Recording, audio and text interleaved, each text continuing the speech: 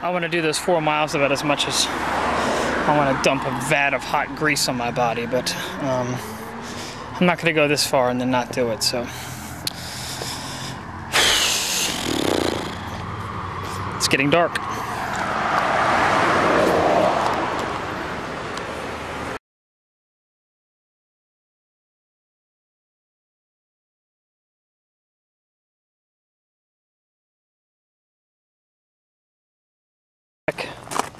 I've got 4 laps around that track to do, then walk home and I'll be done. It is pitch black out here. All right, I'm coming up on the second half of the second lap. So once I get back around that area, I'll be only left with 2 to go. At this point, here's what's gone through my mind. I'm very glad that I'm almost done. I have thought about cheating one of these laps and figuring, oh, I must have plenty of extra mileage along the way. But at the same time, I've thought, pretty much hell no. I'm not going to do that because that would just be stupid. Why cheat it with only 2 laps to go? My body's really hurting. My feet. So it's kind of just an ache to move. I try to move a little faster and it's not happening still. I almost fell off the track. Over here on the left I misstepped and I thought I was gonna... Anyhow, 2 laps to go. I'll check in when I get home. There we go. 10 minutes of 9. I started, according to that clock, 2 minutes after 5. Yeah, I am obviously tickled pink to be done and need never, ever, ever to do this kind of thing again, ever. It is worth noting before I go up how dirty my legs are. This is from walking on Williamson Road, I'm sure.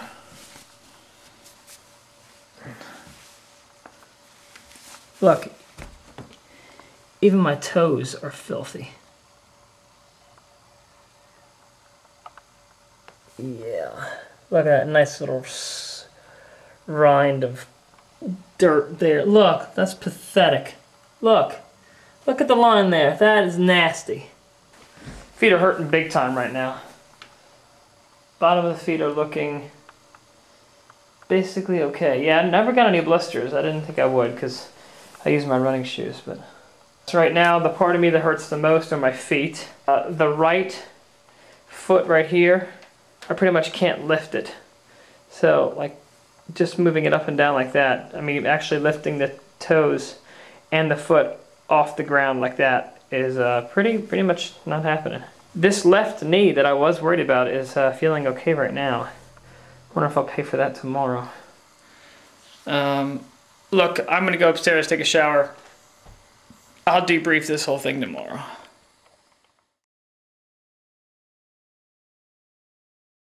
When I got done last night, I got home at like 8:50. I went and took a shower. The shower felt good. I was surprised at how, relatively speaking, easily I was able to move around. So this morning when I woke up, I felt a little better. I mean, I can walk around a little more. I can actually lift up my right foot now. Not easily, but I can do it. So I just came back over to the house.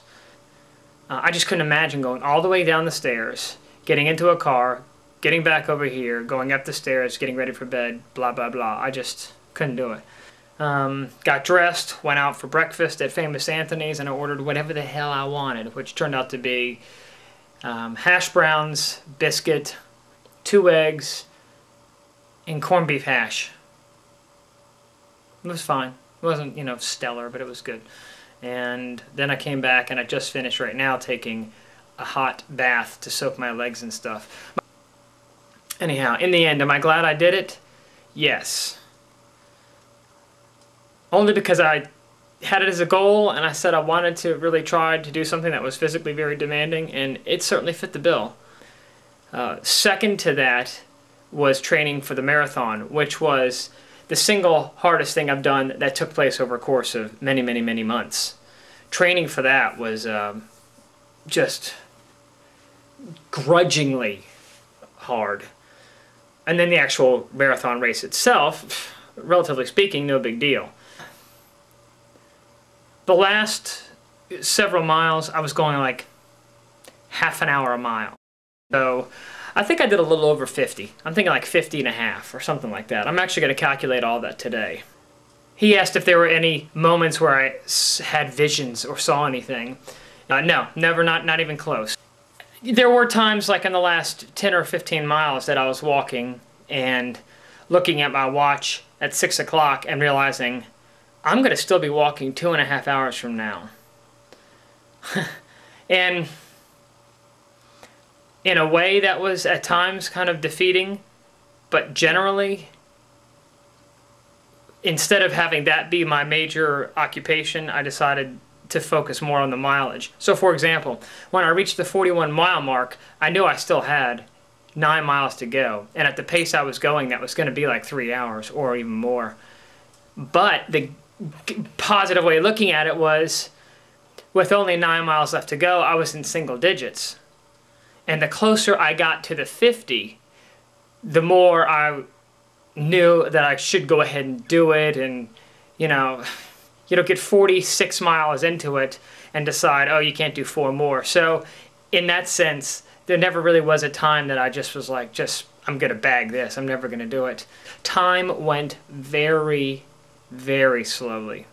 So I would, for example, look at my watch, walk, look at what time it was, walk for what I thought was 5 minutes, I'd look down, and only 30 seconds had passed. And actually, that in a way that could be perceived as depressing. But at the time, I looked at it as actually okay, because instead of it being a bummer, I knew that I wanted to finish, sometime before midnight at that point.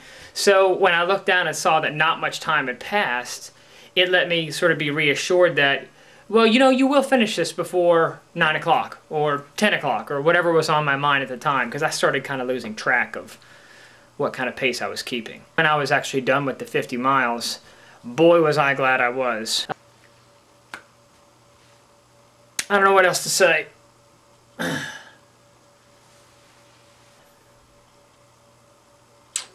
Okay. Bye.